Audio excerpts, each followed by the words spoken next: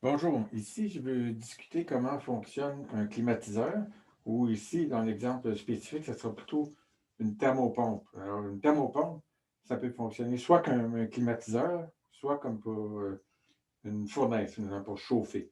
Alors, il suffit juste de renverser le cycle pour passer d'un climatiseur à euh, une fournaise ou quelque chose qui chauffe ou vice-versa.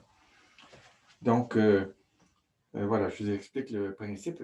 Donc, un liquide qui peut devenir en vapeur ici, qui circule dans la thermopompe à gauche. Donc, à droite, je vous montre le diagramme de phase de ce liquide-là dans le plan température, entropie.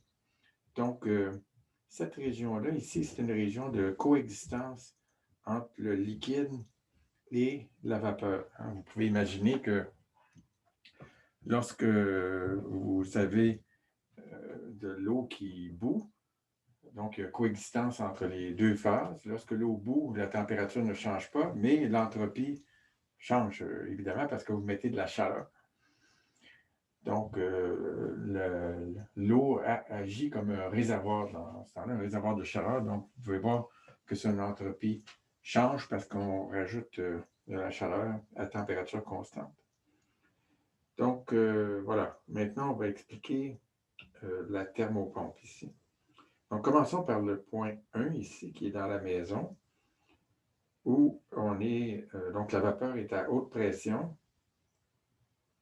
à haute température. Donc, on la passe dans un serpentin avec un ventilateur, ça donne de l'air chaud dans la maison. Donc, on est, disons, à ce point-là, ici, du côté haute température, beaucoup d'entropie, donc on est dans la phase gazeuse. Mais quand on passe dans le serpentin, donc on se retrouve du côté 2 ici, on a éliminé la chaleur et puis le liquide, donc la substance s'est liquéfiée. C'est-à-dire que, voilà, on a fait ce chemin-là, on est parti de 1 ici, puis on est rendu au point 2 du côté liquide. Donc le détendeur ici va faire passer le liquide à haute pression, haute température, à un liquide basse pression, euh, basse température. Donc, je vais vous expliquer comment ces détendeurs-là fonctionnent un petit peu plus tard dans le chapitre 5. Donc, quand tu es rendu du côté 3, on est, disons, dans le liquide à très basse température, donc le point 3 ici.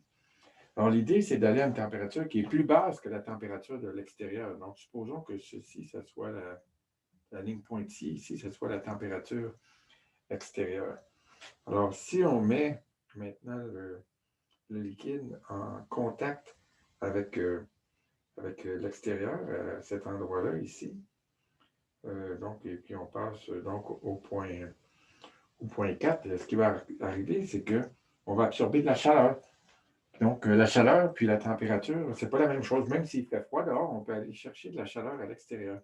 Donc, ici, ce qui va arriver, c'est que donc ça va se réchauffer un peu, puis ici, on va passer de la phase liquide à la phase gazeuse à température constante. Donc, on arrive au point 4 ici.